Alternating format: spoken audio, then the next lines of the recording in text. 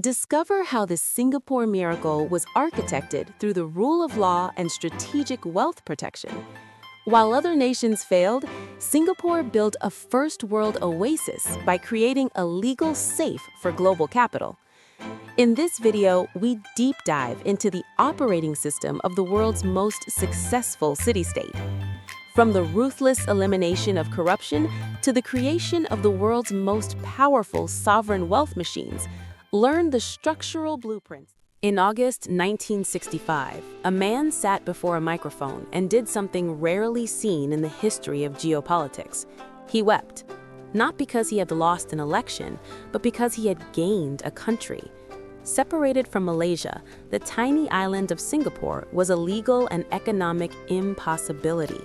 It had no natural resources, no hinterland. It didn't even have its own water supply. To the rest of the world, Singapore was a sinking ship, a tropical slum destined to be swallowed by the chaos of post-colonial Southeast Asia.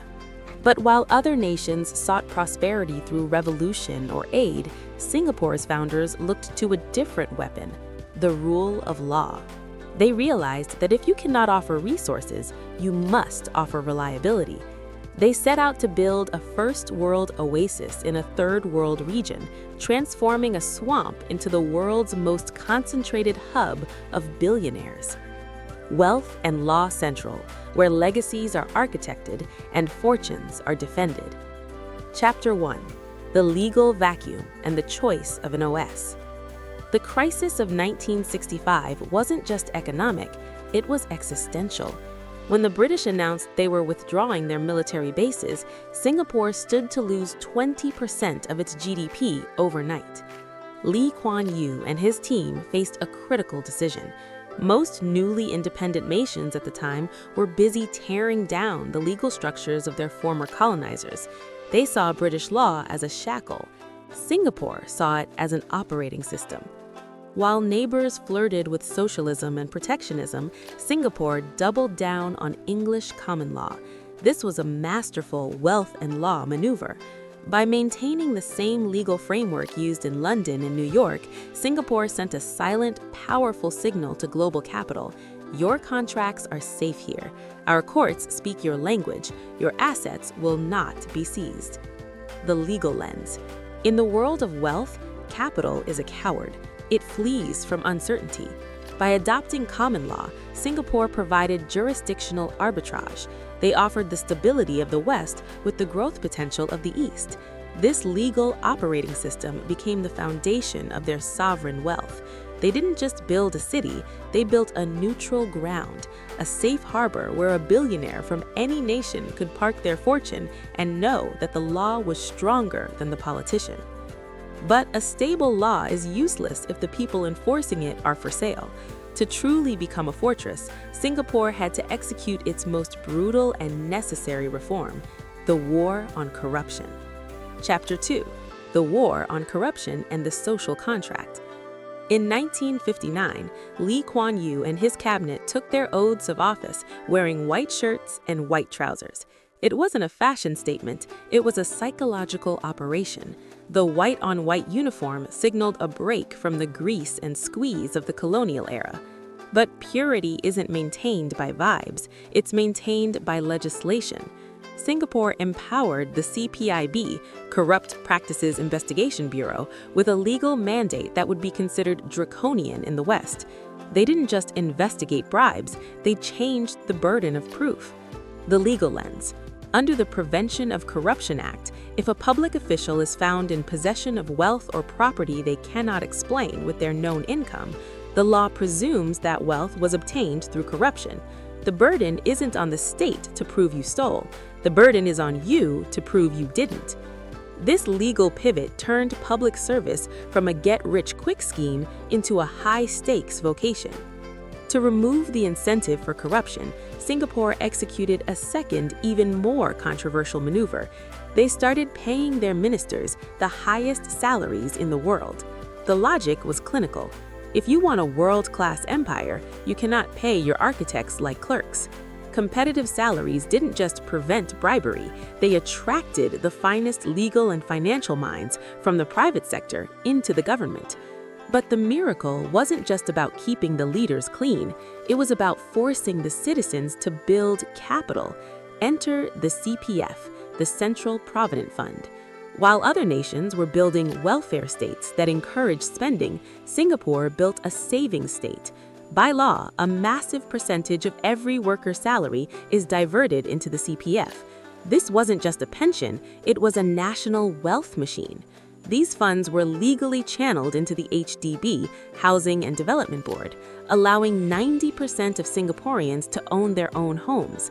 By making every citizen a stakeholder in the land, the government ensured that social stability was legally synonymous with personal net worth.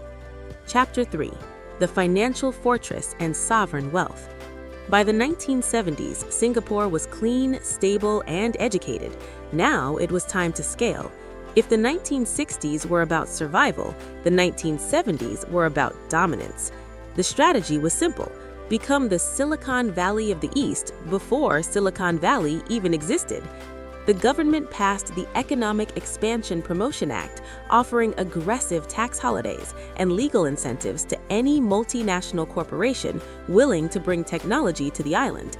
They didn't just welcome foreign direct investment, they courted it with the precision of a private equity firm. But the crowning achievement of Singapore's wealth architecture is its sovereign wealth strategy. In 1974, they incorporated Temasek Holdings to manage the government's commercial assets as a profit entity. Then, in 1981, they founded GIC, Government of Singapore Investment Corporation, to invest the nation's massive foreign reserves globally. The legal lens. This is the ultimate fortress move. Most countries treat their reserves like a piggy bank for politicians. Singapore treated its reserves as a generational trust. They even amended their constitution to give the elected president a second key to the reserves. This means that no matter how popular a future prime minister might be, they cannot legally touch the nation's past reserves without the president's consent. Singapore didn't just make money, they built a legal safe that protects their wealth from the very people who govern them. Today, the returns from these investments contribute to the national budget more than corporate or personal taxes. Singapore isn't a nation that taxes its way to success, it's a nation that invests its way to sovereignty. Chapter 4. The Price of Perfection. Every fortress has a cost.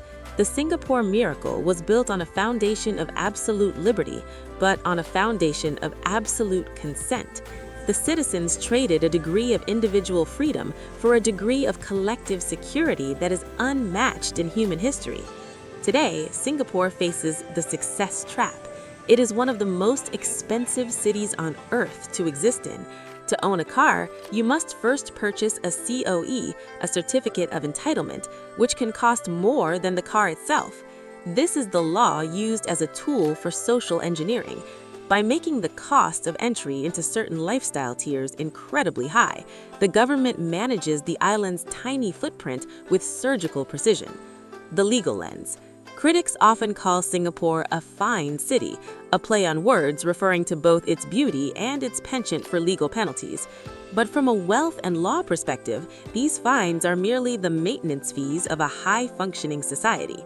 In Singapore, the law is not a suggestion. It is the infrastructural code that keeps the gears of the economy turning without friction. The lesson for the empire builder is simple: order precedes growth. If you cannot govern the small things, you will never be trusted with the large ones. As a conclusion, Singapore is proof that a nation is not defined by its borders, its resources, or its history. It is defined by its structure. By choosing the right legal operating system, by ruthlessly eliminating corruption, and by treating national reserves as a generational trust, a tiny swamp became the world's most powerful sovereign oasis. The lesson for you is this: you don't need a massive start to build a massive legacy. You need a system. You need to stop viewing the law as an obstacle and start viewing it as the architecture of your freedom. Most people build on sand. They have no entities, no contracts, and no protection. They are one lawsuit away from extinction. But the elite build on the rock of the law. Your journey from a side hustle to a sovereign empire begins with a single structural choice. Are you ready to architect your legacy? Execute the plan.